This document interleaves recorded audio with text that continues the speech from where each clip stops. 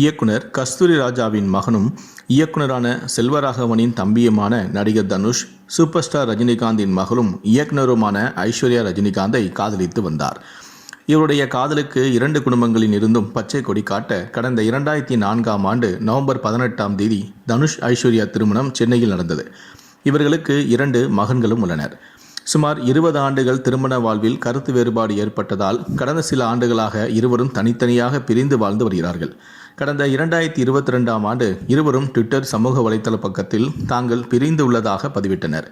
தனுஷ் மற்றும் ஐஸ்வர்யா இடையே உள்ள இந்த பிரச்சனையை தீர்க்க அவருடைய குடும்பத்தினர் மற்றும் நண்பர்கள் ஈடுபட்டதாகவும், ஆனால் இருவரும் விவாகரத்து பெறுவதில் உறுதியாக இருந்ததாகவும் கூறப்பட்டது. இந்த நிலையில்தான் இருவரும் தங்களுடைய திருமண வாழ்க்கையை முடித்து கொள்ளும் வகையில் பரஸ்பரம் விவாகரத்து கேட்டு சென்னை குடும்ப நல நீதிமன்றத்தில் மனு தாக்கலும் செய்துள்ளனர். அதில் 2004ஆம் ஆண்டு நடைபெற்ற தங்களுடைய திருமணத்தை ரத்து செய்து அறிவிக்க வேண்டும் எனவும் அதில் கோரிக்கையை வைத்திருந்தனர். இந்த மனு சென்னை முதன்மை குடும்ப நல நீதிமன்ற நீதிபதியான சுபாதேவி முன்பு விசாரணைக்கு வந்தது. மனுவை ஏற்ற நீதிபதி நடிகர் தனுஷ் மற்றும் ஐஸ்வர்யா ரஜினிகாந்த் இருவருமே அக்டோபர் மாதம் 7ஆம் தேதி நேரில் ஆஜராக உத்தரவிட்டு விசாரணையை தள்ளி வைத்தார்.